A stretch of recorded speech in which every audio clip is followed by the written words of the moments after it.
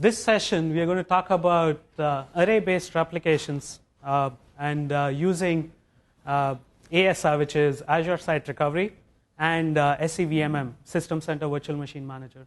How many of you are aware of System Center Virtual Machine Manager? Raise your hands, please. Cool. And anyone knows about Microsoft ASR solution, the Azure Site Recovery?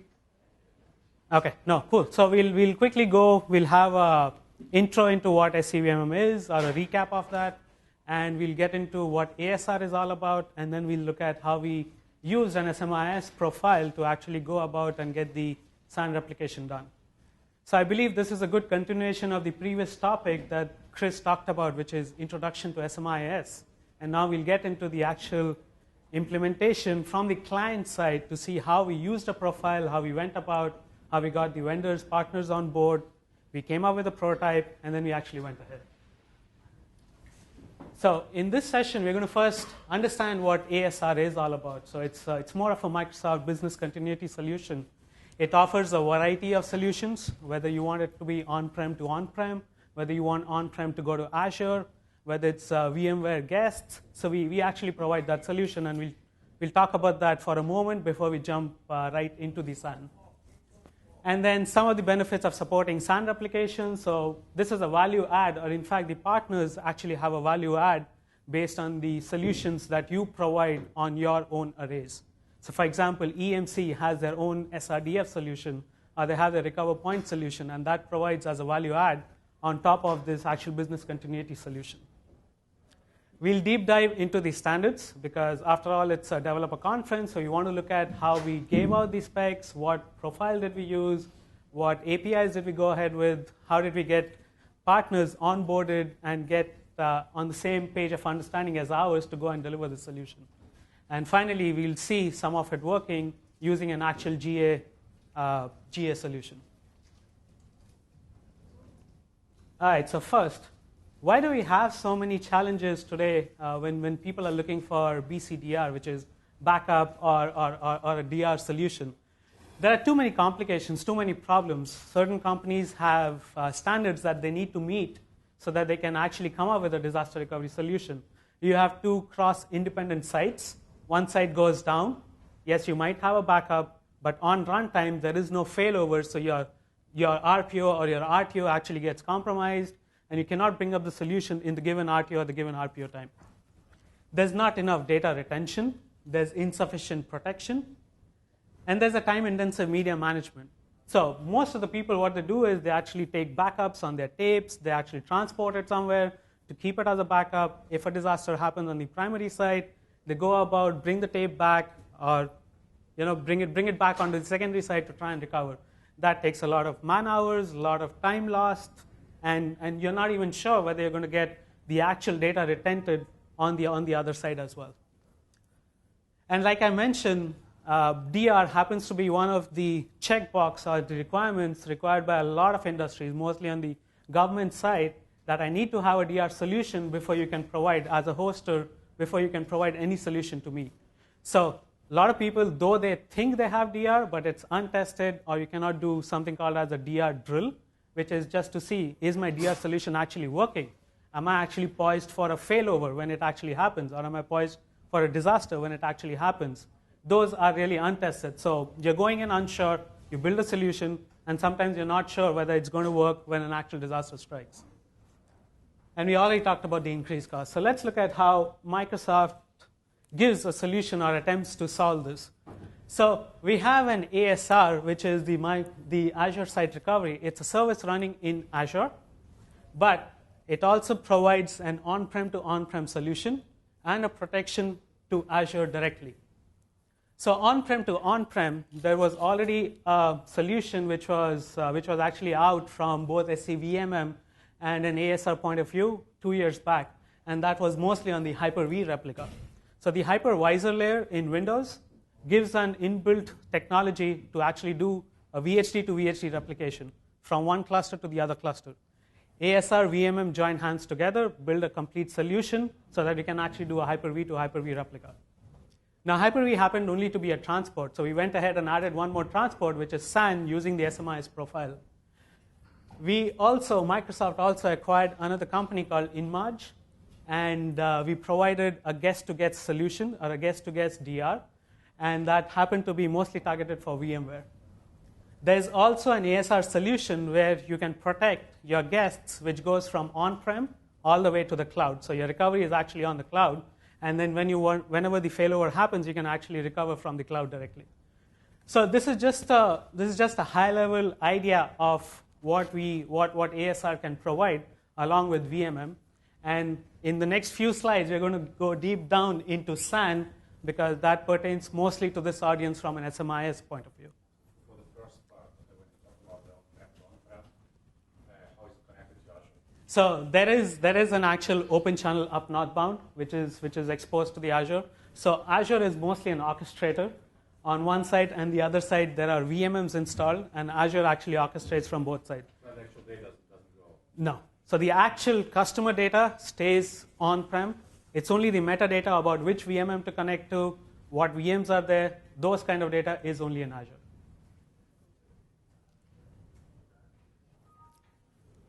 So the idea of SAN replication was a lot of customers, a lot of enterprises, a lot of hosters were already building their DR solutions.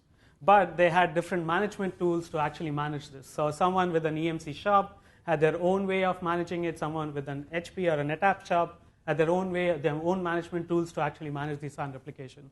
And all of these were actual value adds. So Microsoft, ASR thought, okay, why not we just build a management solution so that you can actually do a VM to VM level replication.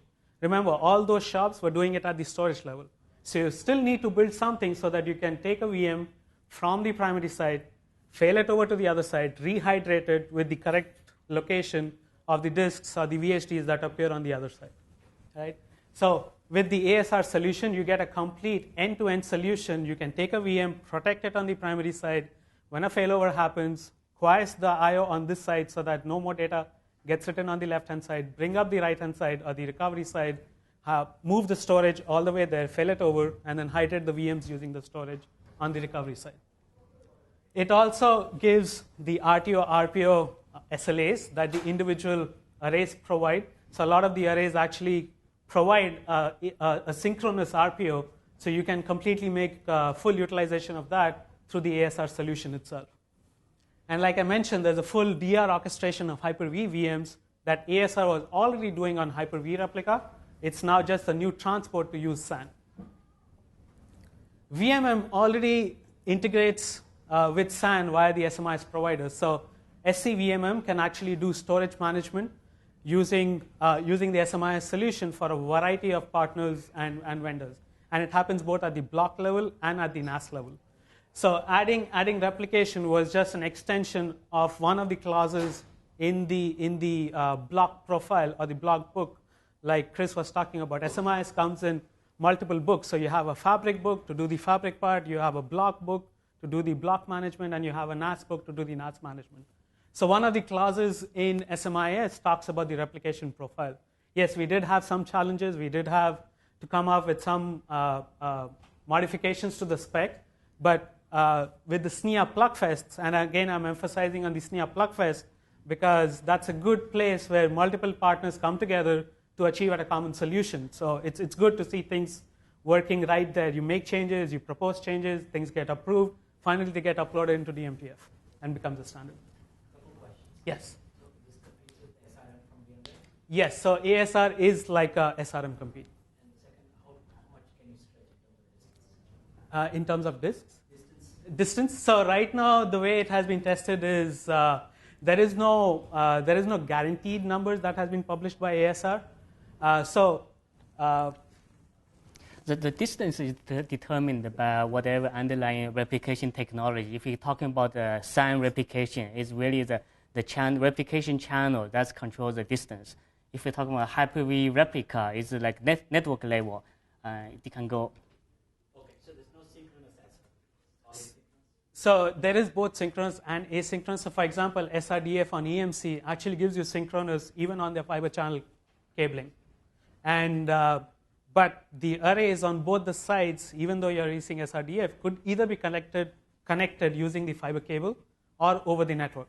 So depending on the bandwidth that the network provides, It's completely written on what the partner provides on this point. That's from a SAN point of view. And like Jeff was mentioning from the Hyper-V, it goes back to how much network is available or dedicated to the actual replication channel. One more. Sure. Both storage has to be homogeneous, right? Yes, for now, because SMIS, while it works, is completely open. It's just a profile. So any provider who chooses to implement the actual profile is open. But if the provider or the SAN vendor chooses to implement from their storage onto another storage, it'll work.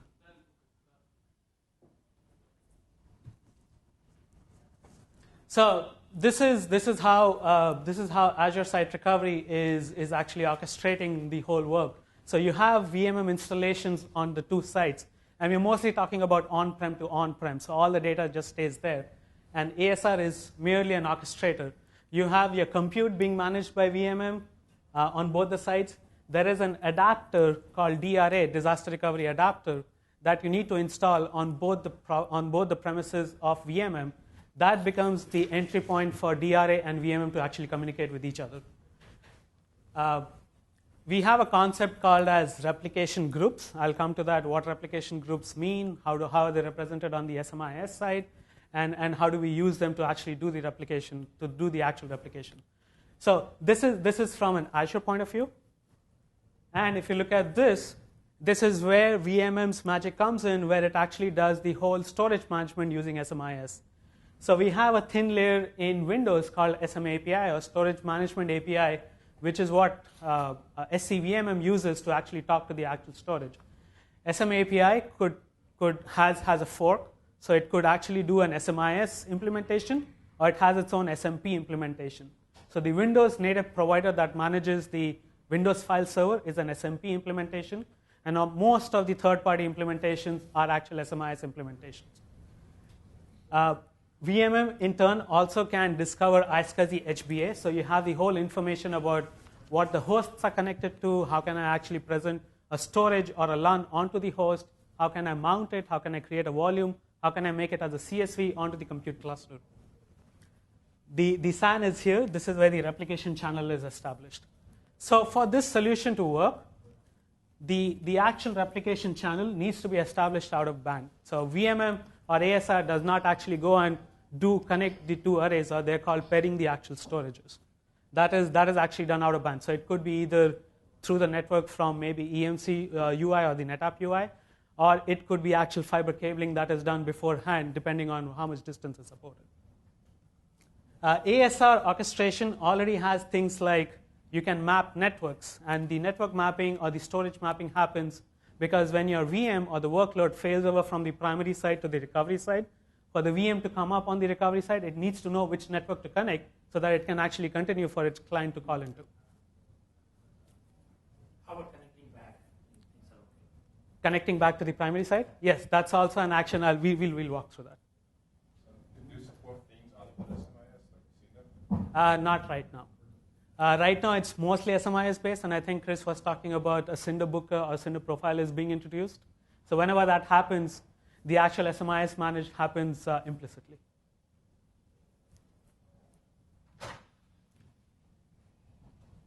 So just a quick VMM recap or an intro to people who are not aware of VMM.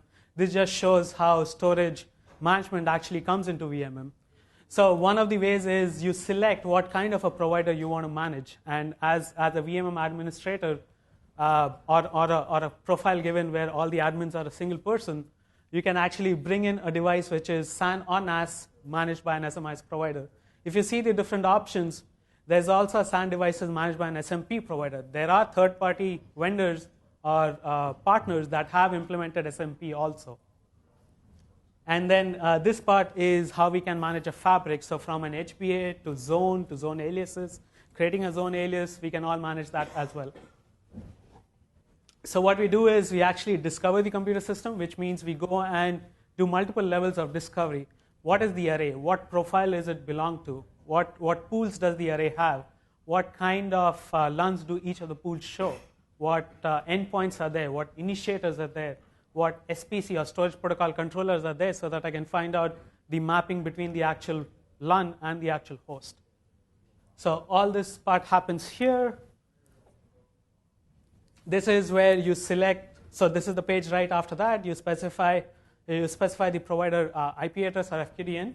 So at this point, it doesn't matter whether you have an embedded provider or your provider is running as a standalone managing its own array system. And of course, you can do both SSL and regular HTTP. This page is after the discovery. So it shows you what pools are available, and you bring a pool under management by setting a classification to it. Think of classification as a tagging that could be used when a workload gets deployed and the workload says, hey, I really want storage gold because I'm running really high I/O intensive application on it. So from that point of view, VMM's intelligent placement will come into picture and will say, okay, I'll try and give you a storage, or I'll try and give you a compute cluster that actually has storage which can meet your SLA that you specified. Once the pool comes into management, all the logical units that that pool has also comes into management. So at this point, for any managed pool, you can actually go ahead and create a brand new LUN. You can create snapshots. You can do clones. You can create fixed or thin-based LUNs. So your replication granularity is at pool level? No, it is at a replication group level. So I'll talk about replication groups right after this. But think of it as a collation of multiple LUNs that could have an NTR-based application sitting on it. How this is managed through systems manager? Systems manager meaning SMS? The storage is not managed through systems manager. It's purely managed through SCVMM, but operations manager has insight into this, so it can actually, it understands storage as well. There are mom packs written by external vendors, by Microsoft has been published, that you can actually put alerts on your storage to see what's happening.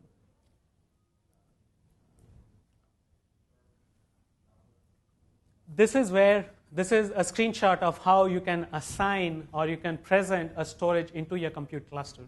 So all you have to do is select the disk you want. So at this point, you could either be selecting an existing LUN, or you could create a brand new LUN.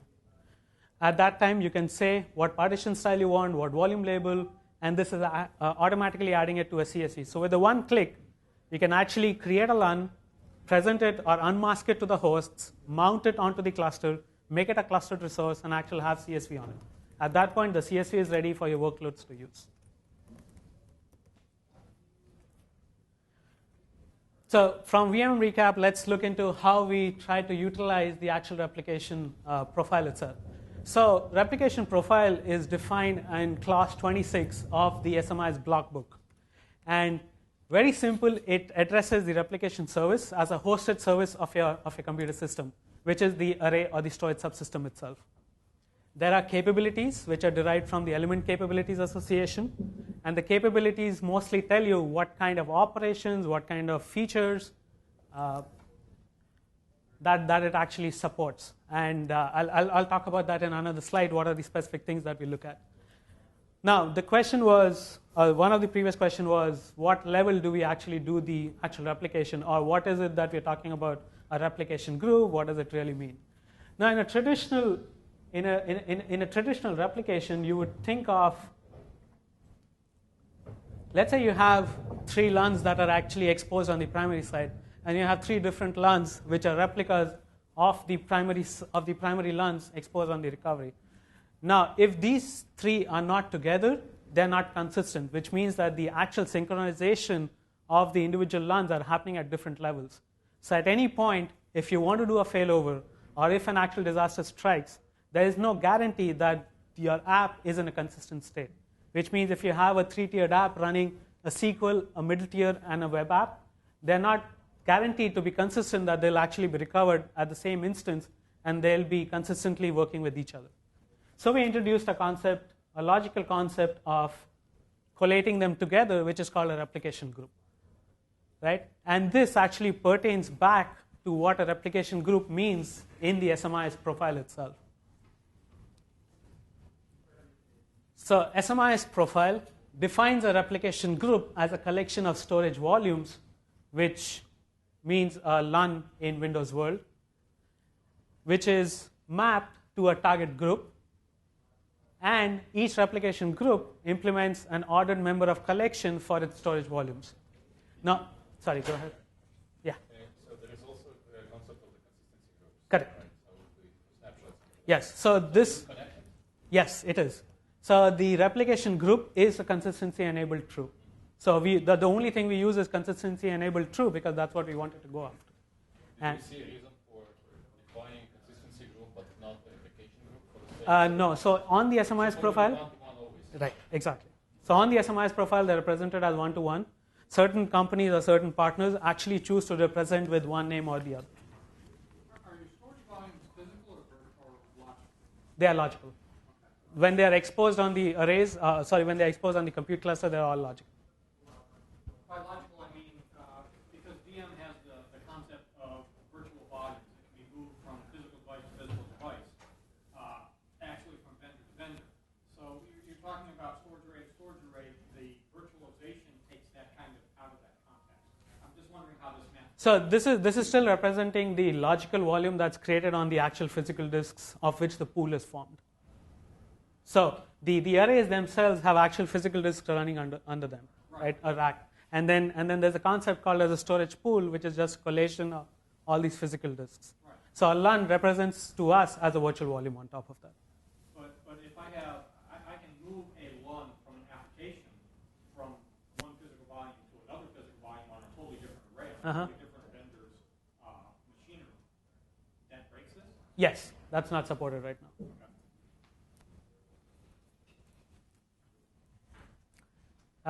And then getting back to the capabilities, what we were talking about. So these are some of the capabilities that we require from each of the vendors or the partners that implement this particular profile. So, things like what features are supported. So for example, do I pass you an empty replication group to actually establish replication? Do you need a group which has volumes already in it to establish replication? And so things like those. What kind of DR operations are supported? Do you support failover? Do you support failback? Do you support actual reverse replication? And all that stuff. Copy states, so there is a state diagram also defined by the profile itself, which tells you when I fail from a synchronizing state, the machine should get into a failover state. And then at that point, either you get me back to a synchronizing state by doing a reverse replication, or you fail me back to actually get back to a synchronizing state. The last one is important because this is where the actual arrays implement or advertise how much RPA they support. Some vendors are still working on this, although they are in the GA mode. So by default, they'll implement or they'll use the RPO that is defined by the array itself. But some of them have also advertised, hey, I can support a range of RPOs. And when you're deploying workloads or when you're protecting your cloud from ASR, at that point you can say, this is the workload, this is the RPO that I want these protected clouds to use. So any workloads that get deployed on that will be guaranteed by the SLA given by the array itself. Yeah. Hyper-V, just tagging on to the previous question. The Hyper-V environment, how do you handle with the virtual volumes, quote unquote? We do not do anything with the virtual volumes right now. So in the SAN management with VMM, whatever is exposed is the actual LUNs that is exposed from the array itself. And the replication groups are completely based on that. So this mostly addresses LUNs from a legacy perspective. Correct. All right, let's look at how we actually go ahead and enable protection on a group of volumes composed within a replication group. So here I have three logical volumes or three LUNs within a replication group on the primary side.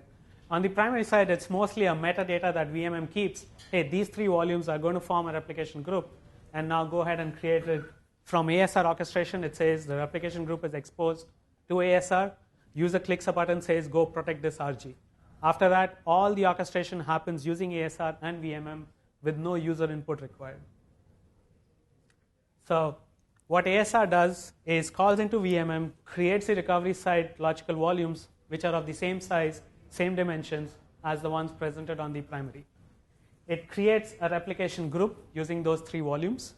And finally, it actually enables the replication between the replication groups. Now, this is a simplified model which works for one of the vendors. there are certain vendors which require that you just give me this group, I'll go ahead and create all the volumes that are required on the other side. Even that's taken care of. There's another vendor that requires, you give me an empty group on the recovery side, I'll create volumes inside that. So it's a bit different from the first two, but even that is handled because all these are exposed through the capabilities.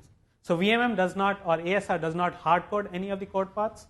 It's all driven through the capabilities. So if a new vendor, new partner comes and says, hey, I don't work with any of these ways. I need a new way so that I can actually make my replication work. If a capability exists, we tag onto that. Otherwise, we can propose a new modification to the spec, get it inside the profile, and actually get that implemented.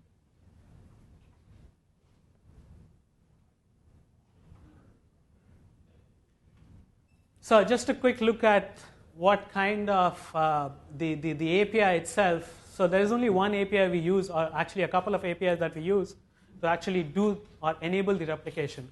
One is called create group replica. The other one is called create group replica from elements. So the create group replica from elements, the provider does most of the work, which is creating the elements on the recovery side, creating a replication group, actually doing the storage synchronization, creating the group synchronization, and setting all that up. On the create group replica, there are cases where either we provide the recovery pool on which the storage volumes will be created, or we create the replication group beforehand and provide that as a metadata for them to actually do the replication. Any questions so far? Do you have anything that can delay consistency? That can delay consistency? No. One of the biggest problems in VR, two problems in VR, one is it's multiple, the other scenario is replication. And the biggest challenge is how do you prevent a replicated copy from being corrupted from the primary copy? Right. So we do not have delay consistency, but what we do as part of ASR is when you actually initially establish replication, or if you have prefab replication where you have already copied the data out of band, because if you're starting with the source LUN that has terabytes of data, it's going to take ages before the initial replication happens. So you can actually go ahead do the initial copy. What ASR does when it establishes the replication is it comes in, checks, hey, I'm going to actually do a consistency call, make sure that the primary or the recovery side is completely in sync, get the status from the provider to say, what copy state is my group synchronized in? It says I'm synchronized. That means we know that the initial set of data is already copied, and then we proceed from there. But we don't have a way to actually say, okay, we have established replication, but do the consistency enablement after a while. We do not have that right now.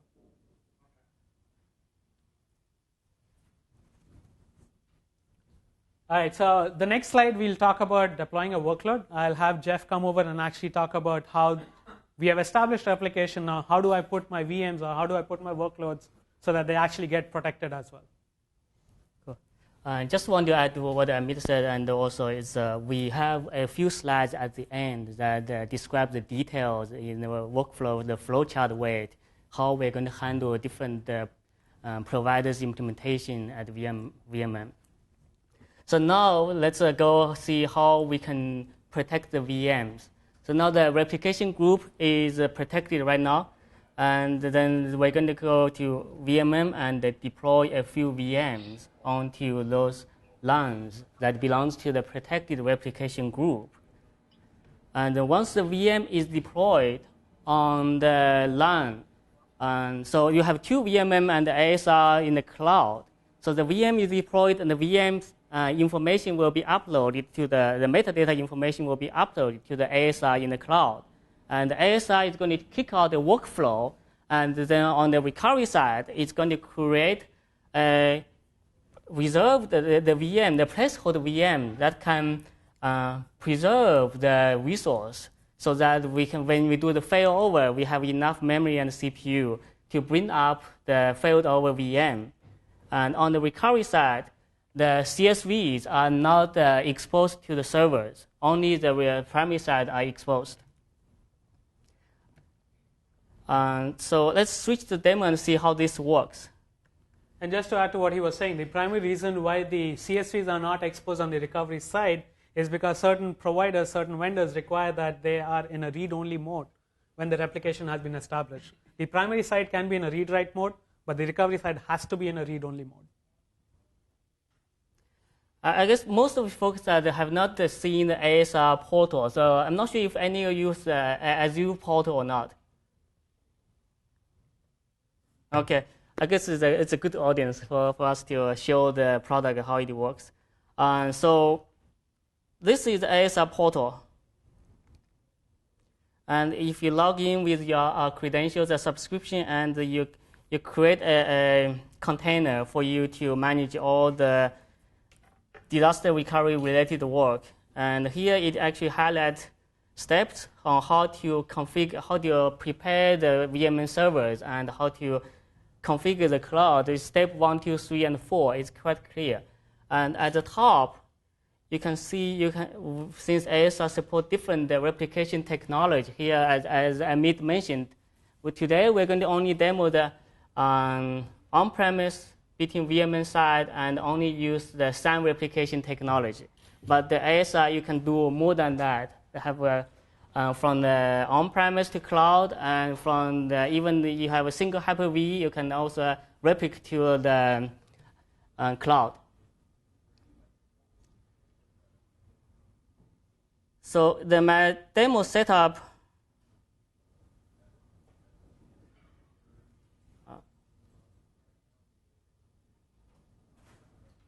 So here I have 2 VMM servers. This is on the primary side VMM server. I have 2 clouds, primary cloud and primary cloud demo. And on the recovery side, I also have 2 clouds.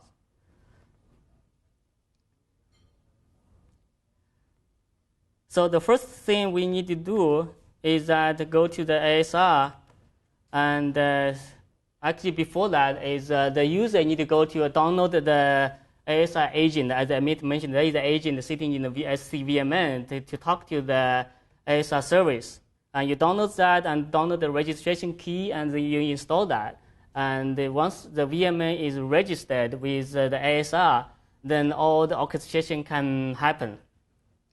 After that, then you need to just pair 2 clouds. As showed on the VMN, you have primary cloud and the recovery cloud.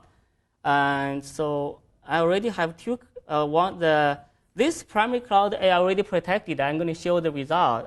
But to start from scratch, so you have a primary cloud. You just want to say, I want to configure the protection for this cloud. So on the ASR portal, you select the target. The target for in this case is the VMM server on the other side, and the target location is the other side VMM server. And I choose this cloud as my target cloud, and I choose the replication technology. And for the VMN to VMN, you can do Hyper-V replica or SAN. In this case, I'm going to choose SAN replication.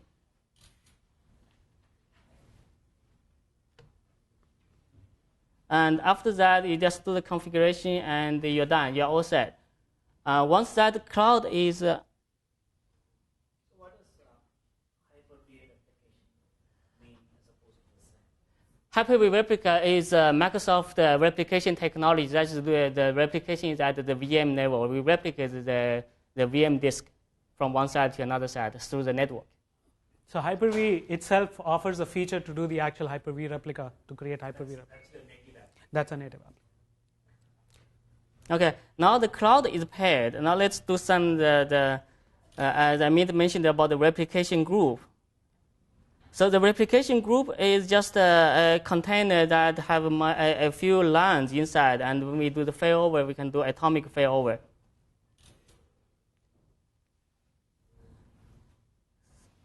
So the way to create the replication group in SCVMN, I'm not sure how many people use SCVMN, are familiar with SCVMN. Just a few. So I just do a quick demo of how this thing works.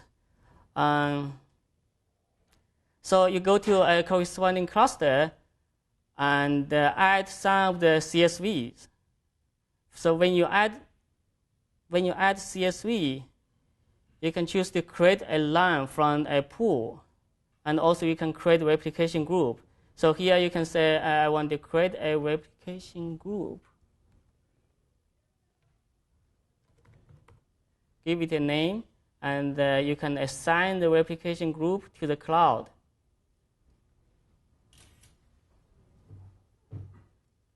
And then you have the replication group created, and then you want to create a LUN. Just give any name and give the size.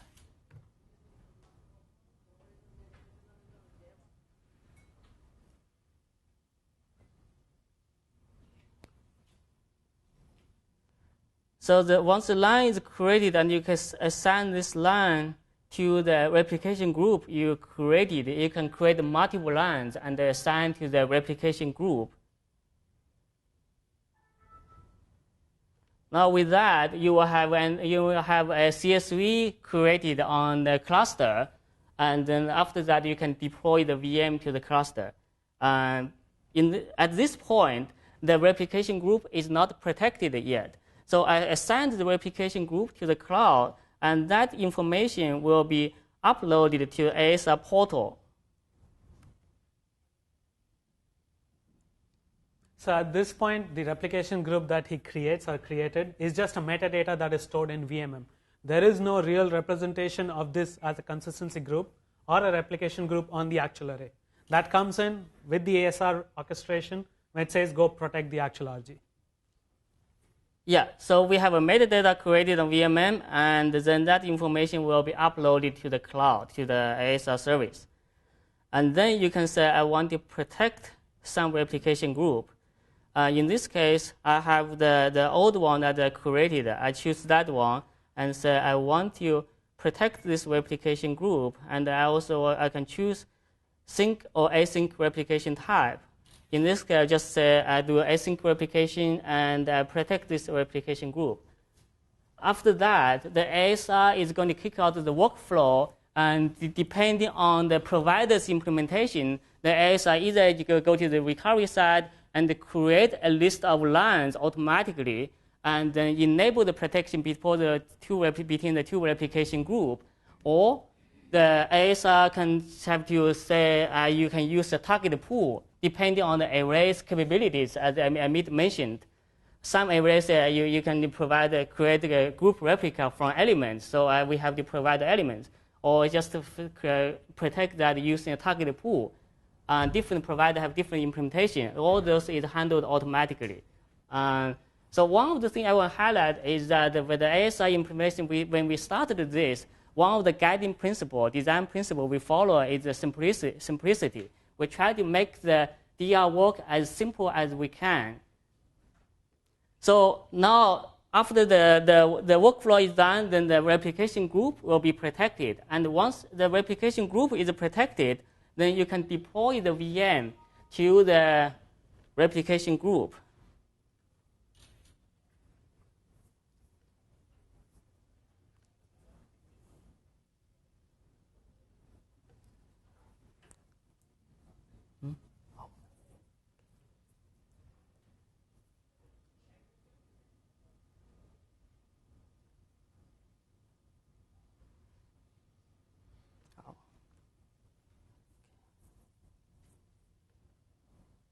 So here you can say, I want to create a virtual machine and I want to protect the virtual machine.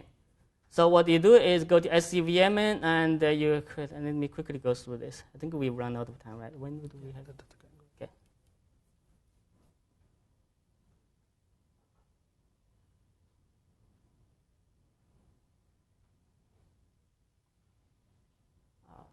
This window is a little bit small.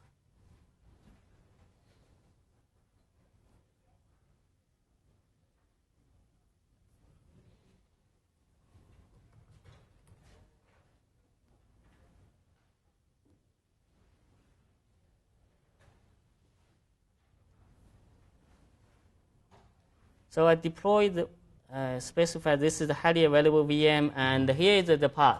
So I want to say, for this VM, I want this to be DR protected. So I choose this, I click the checkbox and then select the replication group that is protected. In this case, I say, just go to any of those protected replication group. And then VMM placement is going to look at all the hosts under the cloud and see if they have that capability or not. In this case, I choose the primary cloud.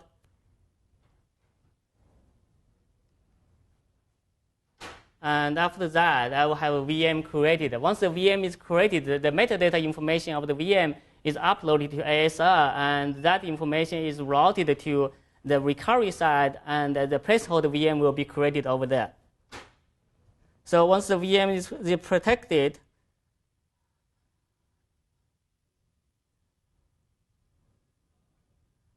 then what the user can do is that we can do the failover, a planned failover, unplanned failover, or test failover.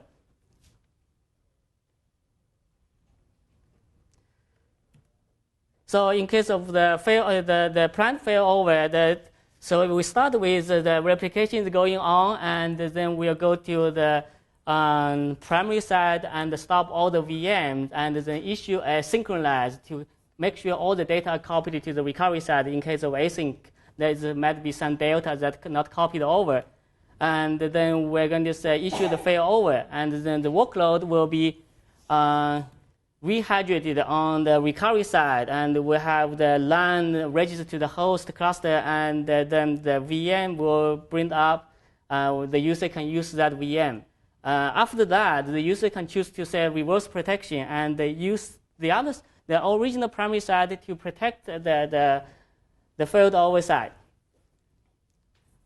This is the case of unplanned failover. In this case, the primary side is completely down, and the replication is completely broken. And the user can just go to the recovery side and issue a failover, and the VM will be brought up on the recovery side. And test failover is the case you have the replication going on. I want to see if my DR works or not. And then what we do is that we create a snapshot, a clone of those replica LUNs, the replicate the RG, and use that data to bring up the workload, and the user can test that. Once that is done, the user says, oh, I'm done with the test failover. Then the user on the ASR, there is a button saying, you complete the test failover, and then we'll clean up the environment.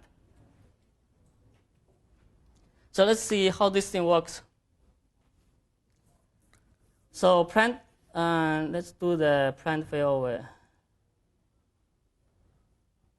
So in this case, I have a VM protected here, and I just say failover. And here I have two options, the planned failover and the unplanned failover. In this case, I will just do the planned failover from the primary to the recovery. And once that is issued, the VM will be failed over to the other side. In case of the test failover, I already have a test failover going on here.